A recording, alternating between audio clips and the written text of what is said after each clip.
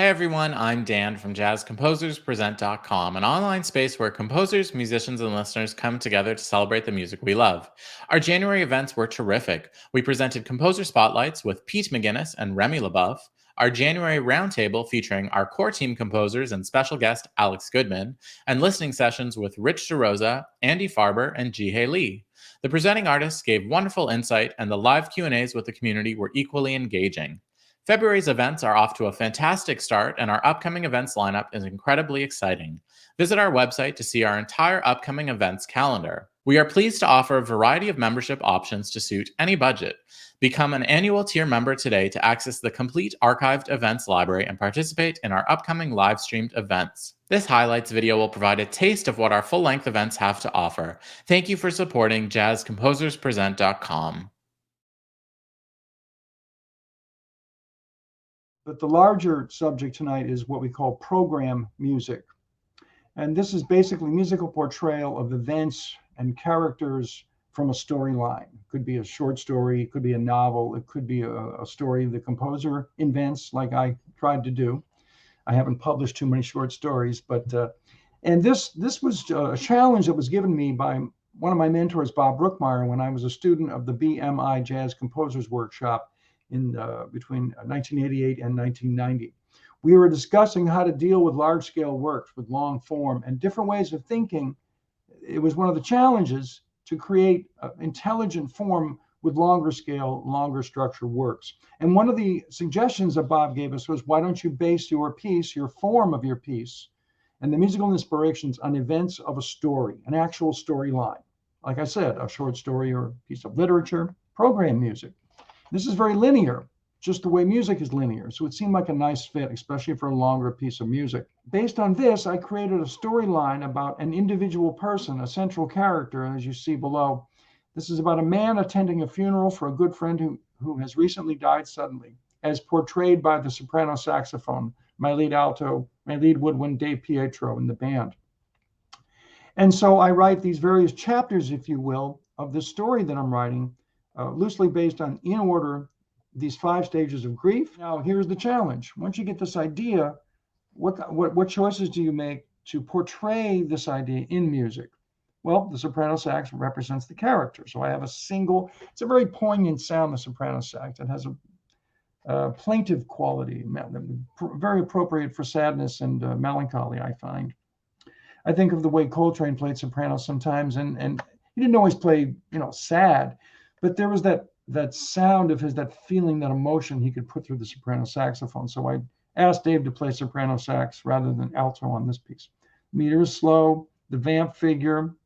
One more thing, you're going to hear the trumpets playing a unison line underneath the soprano sax. And I kind of stole this idea from Gil Evans, from his arrangement of The Honey Man, which is a piece on Porgy and Bess, while Miles Davis is playing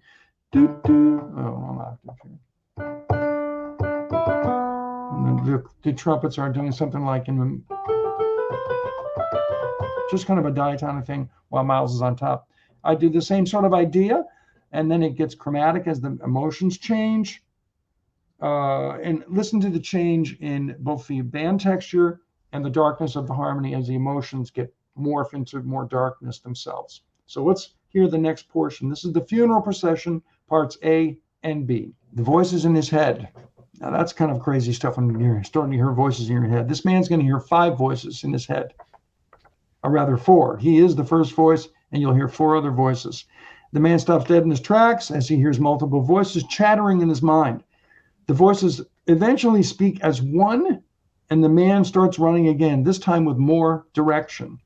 Again, the idea of bargaining. Eventually the man will think he knows where he's going after all this mad running around, and then he listens to the voices in his head. The musical elements that bring this to life, an a cappella saxophone section in tempo, mind you, in a 5-part fugue-like manner. It's not a true fugue, but voices are layered one after another in sort of an imitative manner until they're just writing 5-part free lines. And I took a lot of chances here based on, again, this pitch cell. Just step, just different steps and leaps, constructing them. I was thinking much more linearly, line writing, not horizontal. If I came up with a wonderful dissonance by the vertical structure, then I was lucky. But I was thinking more about the pitch cell thing, and if I changed a few notes because I had a hunch it might sound better, I would.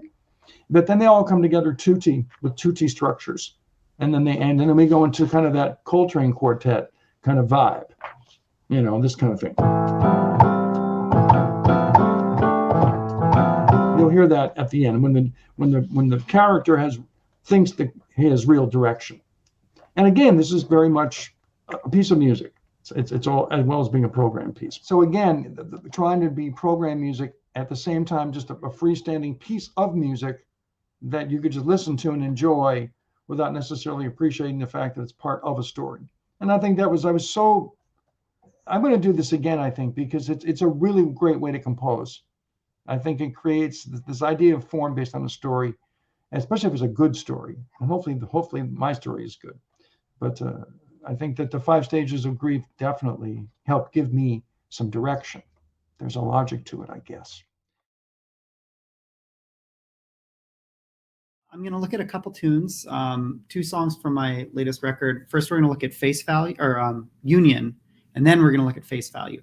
So we're starting with a ballad, and it's this very, sincere, pretty song that I wrote for my sister's wedding.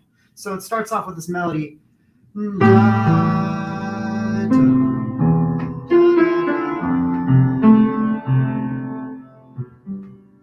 So the melody starts with this kind of downward fifth, and then a da-da-da. Then the next phrase of the melody, da-da-da. So I basically took that last part, da-da-da, yo-ba. I kind of took the ideas that we had, this kind of downward motion. And then the second part, da-da-da. Now we're going up, da-da-da. And then, which is the downward motion again. So it's almost like a palindrome of a phrase, Then if we move on to that G sus4 resolving to 3 in the 4th bar, what is it?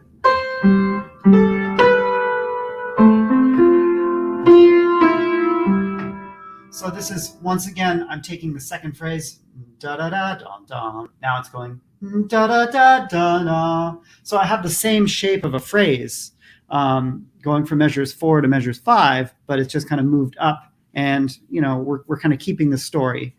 Da da da da is the next part, and it's just taking the last 2 notes from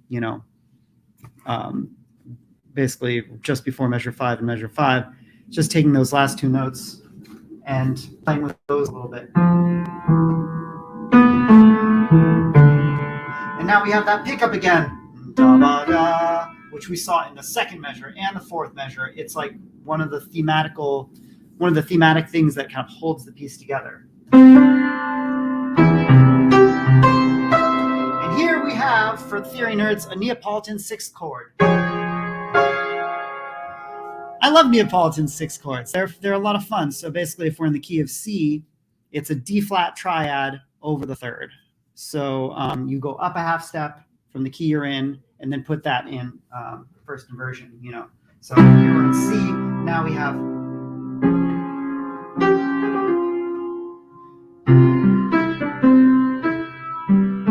So we start with trombones. I remember growing up and learning from Ray Brown, the trumpet player, who played with Stan Kenton's band for a long time. And he had these epic, gorgeous trombone solos. So I always thought, I want to write a ballad, trombone solo someday. And here was my moment that I've been waiting for my whole life. So I start off with trombone 1 taking the melody, I added a lead in that you didn't see on the lead sheet before. And I think that it makes the melody a little bit stronger. It also identifies when you have a lead in like this, it kind of identifies which voice is the melody. And that's not always clear if everyone's starting at the exact same time. I made sure to kind of frame the melody. A lot of solis, when we write solis, we will just, we went to school, we learned how to write in 4-part, and we're going to just every single note has its, thirds in the melody, then we're going to put the seventh, then we're going to put the fifth, and then we're going to, you know.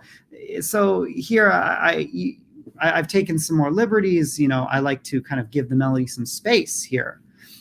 So the melody has its moment, and just after the downbeat, everybody comes in. There's some moving parts as well.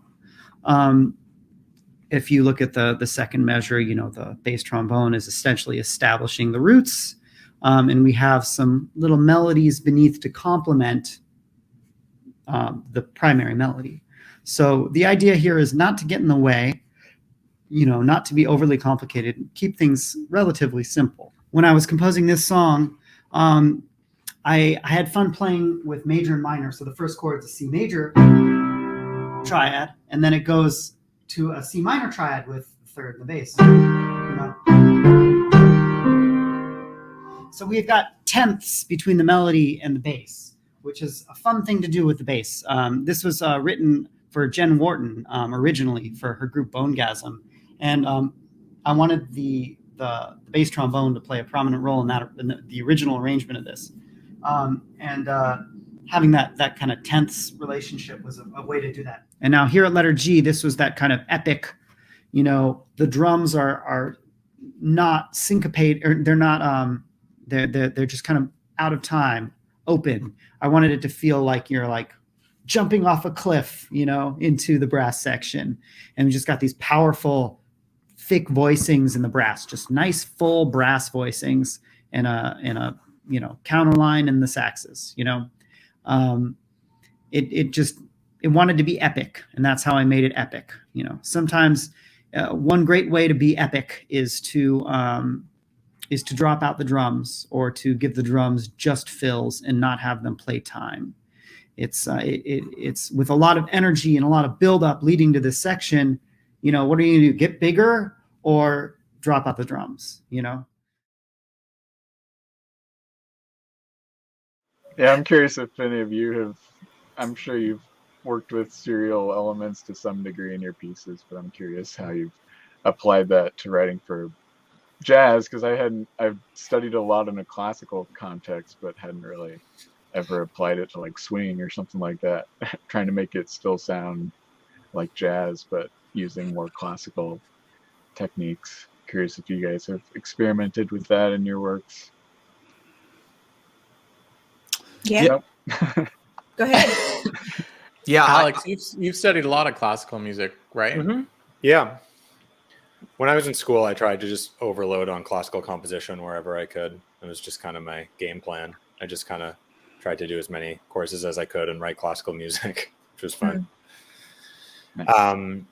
Yeah, I don't know if like serialism is one of the techniques that like I ended up like fully embracing and going for. I think like at one point when I was doing my master's, I was writing a lot of like definitely like 20th century inspired music, but I was thinking maybe more like, I don't know, chromatically and intervallically or something than like actively using rows. But I've definitely used a lot of the techniques, and I really liked what you said about like applying it rhythmically and allowing that to kind of give it an unpredictable element of like taking the intervals. I've definitely done stuff like that. And I think it was really effective in your piece. I really liked that. I think with jazz, like it's been interesting when I do take rows and manipulate them. Like it's been great to just like develop technique with some of those like really fundamental compositional skills of manipulating ideas and working on motives. Like I found that to be really helpful. And I always find it interesting, like in applied in jazz, like especially if I'm just applying serialism techniques melodically and I'm taking an idea as a line and then I'm kind of manipulating it. It's always interesting to see like harmonically what comes of that if I'm not necessarily thinking from a 12-tone perspective harmonically, because then I'm kind of thinking about like harmonization of these ideas, and it's just like a really useful tool for organizing melodic ideas, which I've definitely gone there, and it's been interesting to see what comes out, and it can kind of be hard to tell that the ideas are actually 12-tone when it's done that way. Mm-hmm. I always find it interesting when folks say that they're into serial, you know, techniques, how sort of we use them because of our backgrounds, right? Like the way our ears function, we can always hear interval sets as some kind of chord. Like we always, oh, that's just a dominant chord, but it's just missing the root or whatever. Like there's a lot of examples of that in concert music. That's, I don't mean to jump ahead, but that's one of the reasons why I've been into this George Pearl guy, because he's into this like 12-tone tonality thing, which I think is something that we all probably do. Like, oh, look at that. There's a little interval set. That sounds like this kind of chord that we, a sound that we know and love. So we'll throw that in there. So, it's just the idea of using it, as a jumping off point to find like maybe different chords or textures that we might, not find just on our own, but it leads us to something that, oh, that's an interesting sound. I'm going to explore that. So for me, that's where the serial thing comes in. It gets me out of, oh yeah, I've written the same, harmonic grid before. I really don't want to do that again. So, what are some different options? And that's where the serial techniques can kind of come into play. For me, when just checking the whole tune out this morning, it's similar in a way to Chelsea's tune, is in that the architecture of it, like there's this beautiful solo guitar, the etude-esque material at the beginning, which then, at the very end of the tune, there's a sort of a big payoff with that sort of B minor, F sharp 7, G, F sharp thing at the end, that little, again, etude-y kind of thing, which kind of ties the whole thing, or at least for me, it tied the whole thing together. I really love the solo guitar stuff at the top. Thanks. Appreciate it. I would say one thing, actually, it was an interesting one for me, because now that I'm listening to it again, like, I think it was a piece where there was like that middle section, kind of a bridge section, which ended up being kind of vamped for the, I guess kind of drum section that was in the selection. But like that was a part where like I was writing a melody for a while, and I was thinking about like what saxophone could play over that. And I like wrote a few things, and I was like, this is just going to be better if I don't write anything at all. And it definitely was. Like I feel very confident in that decision. I just like got rid of any ideas I had and left it open, and it was way better. There was like enough information already just in the part, and whatever people improvised was always kind of more interesting anyway. So yeah, but then that's great that you choose such a great musician, and then I think in a way you had it to be a great producer. Otherwise, you have a less information, and then if you don't choose the right people, then your music is going to be destroyed. Right. So yeah, it's such a great combination, a great band, and then I can tell, the rest of the musicians on the record, the other band combination is really amazing too. So I'm really excited to now check out the whole album. Dan had asked me to do another listening session. I was trying to think, okay, well, what would I do? What would be my take on this one? And it was following on the heels of a lot of recent admissions or submissions I was getting, applicants for UNT, which we live in this time now where all composers can kind of type in the notes and they hear them back. For people my age, I'd say anybody over 50, we didn't have that opportunity. It was writing pencil to paper, and that can be just as arbitrary, because you just write the notes and, well, I'm going to write them here and whatever, and you don't really know until you put it in front of musicians, where and that's really what it is to learn what we correlate visually to what's really going to translate to sound, and more importantly, to capability. I think that's the big thing.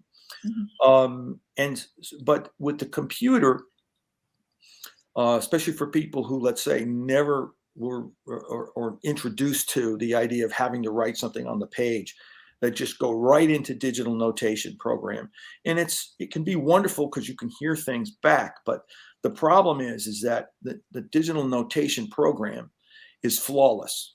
Right? What's the problem with that? It's flawless. The problem is that humans aren't flawless. Right.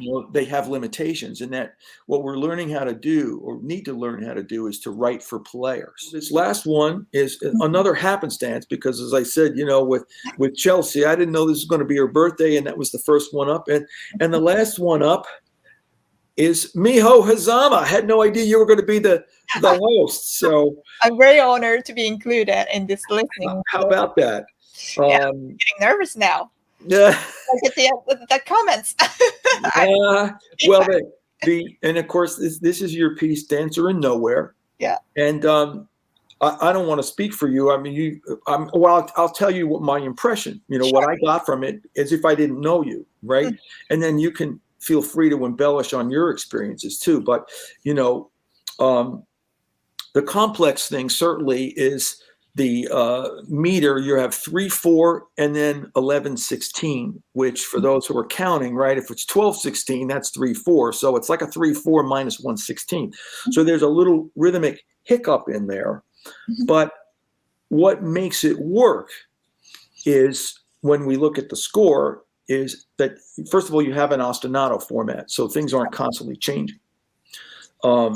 And secondly, in the 11/16 bar, there's at least enough instruments going da da da da dee da da da da da da to the next. You know what I mean? So in other words, if we look at the rhythm, even though you do have some syncopated figures, either the syncopated figures are not excessively so, or they're, yes, it's hard, but once you get it, you get to play it again. And also for our listeners, and when you look at the score, Miho wrote, she's string players playing stuff, and she's just got this little dominant 7 sharp 9 going, bang, Right.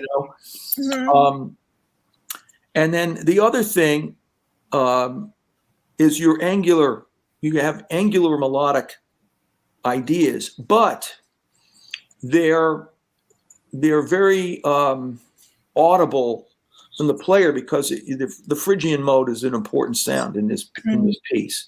And so for our viewers and listeners, you'll hear the Phrygian sound, but this idea of angular motion is especially, let's say, for string players, because string players as instrumentalists, they have the hardest, their challenge to capture pitch accurately is greatest compared to brass. Right.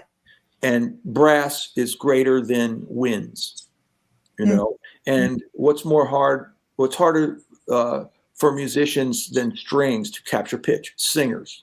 So for me, that's, depending on whom I'm writing for, when I'm writing for singers, I'm always saying, like, man, I've got to write things. How are they going to find the pitch? And for string players, even though the pitches are here somewhere, it's like, no, they have to earn it. They have to hear everything. So, with angular pitch, if they can, like, you have that one thing, it's like, I think it's a flat 9 jump or something like that, but it's all inside Phrygian. So once the person hears, it's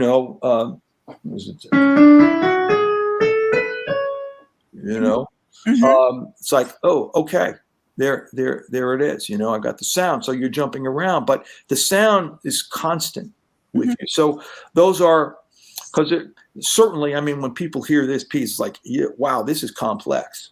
But it's like there were factors, at least to me. It's like, if I was teaching a lesson to my students, somebody, let's say, because sometimes I'll tell my students, bring me something that you're listening to. So a student could have said, oh, I'm listening to Miho Zama and I love her music, blah, blah, blah. Okay, let's take a look at it. What do you like about it? Whatever. And very likely, a lot of times as a teacher, I have to point out these things, like, okay, these are great, but also look for these simple things.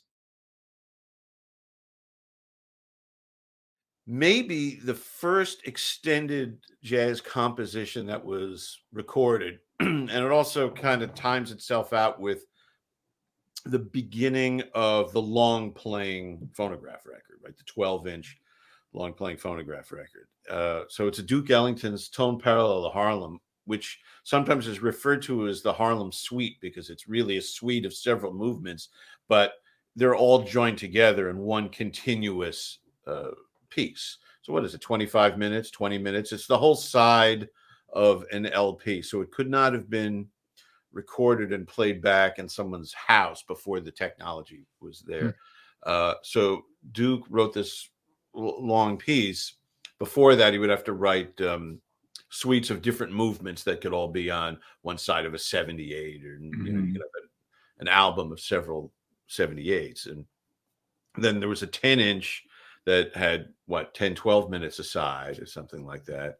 The Liberian suite came out on a 10-inch originally, and that was in 49. And this piece, I think, was written in 51 or 52, supposedly on the Ile-de-France, So Duke wrote it on the ship on his way home from Europe or to Europe on France, and it was recorded for Columbia. Maybe this record came out in 51 or 52. So it's an album called Ellington Uptown. And this takes up a whole side of the record. Yeah, beautiful writing. That sax stuff is so nice too. And it's a nice mix of ensemble writing plus solo voices. Okay, Harry Carney is going to sound great just playing this one part by himself. And the rest of the section is going to be harmonized, or a trumpet voice comes in, or a plunger thing, or the hocketing between the saxophones and the trombones. Putting the tune in 3 suddenly is pretty hip. You know, you have a piece that's you know, how many years old? 29, 39, 40, you know, like 20 something years old at this point. It's like they've been playing it every night on the road for a couple of decades. Let's do something different with it that's still recognizable.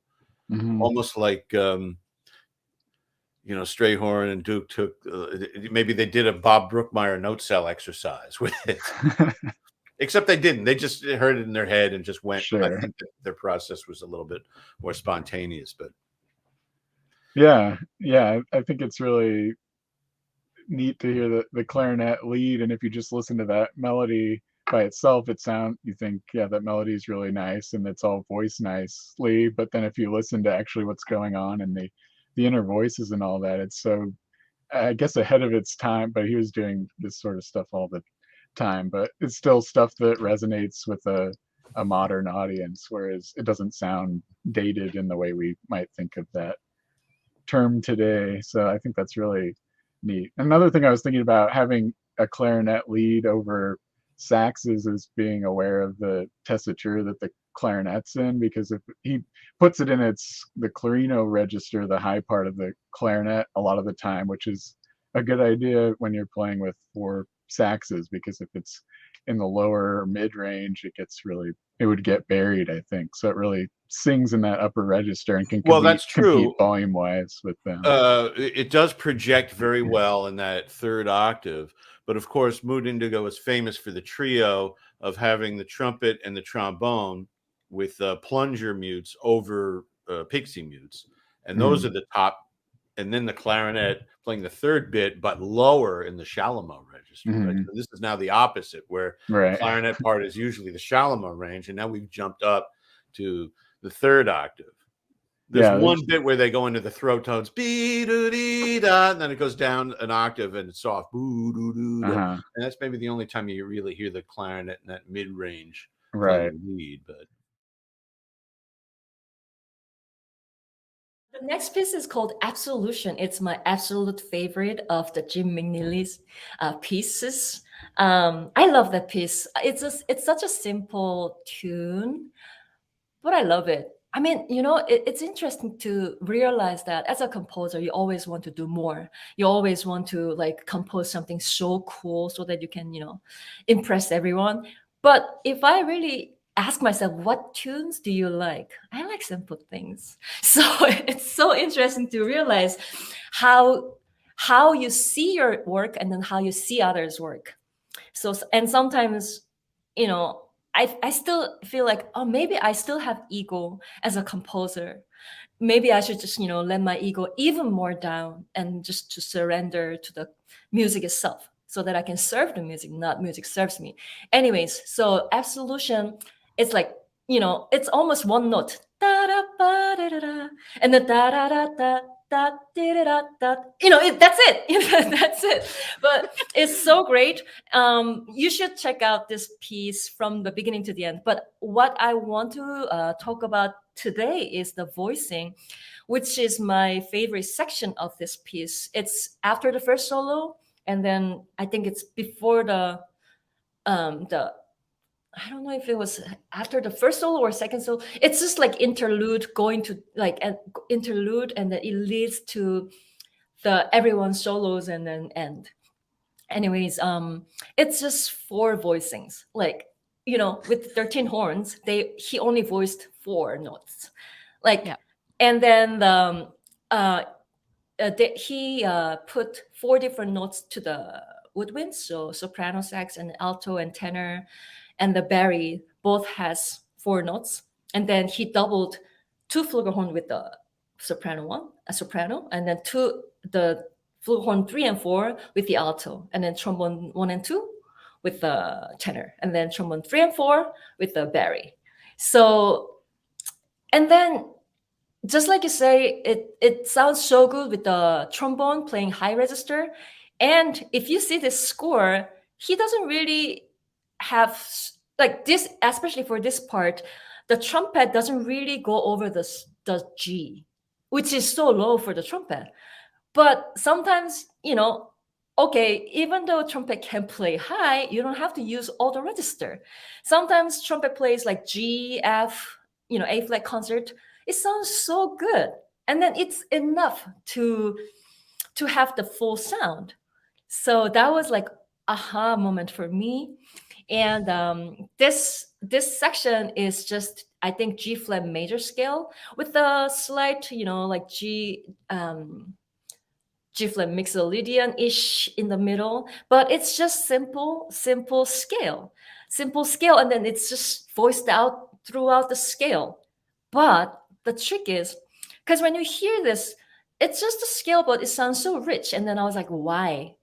Because okay, this is a top note, and then the second note and top note has fourth interval, and then second and third has third, like in the scale, and then third and fourth has fourth interval. So the top and bottom has ninth interval. So, but when the top note is do or fa, it creates flat 9. And he just uses it as it is, just flat 9, just is hanging there, and it's so delicious. It's so like, oh my God, this sounds so good. And it, even though it's a simple the scale, how you voice out, how you like structure it, it can actually give you a rich voicing. So yeah, let's take a listen, and hopefully this will all make sense now that you can put it in context with the recording. Be sure to like, share, and subscribe. Drop any questions, comments, or suggestions for future videos in the comment section down below. To watch our full-length events and participate in live Q&As with our presenting artists, head over to jazzcomposerspresent.com. Thanks, and we'll see you next time.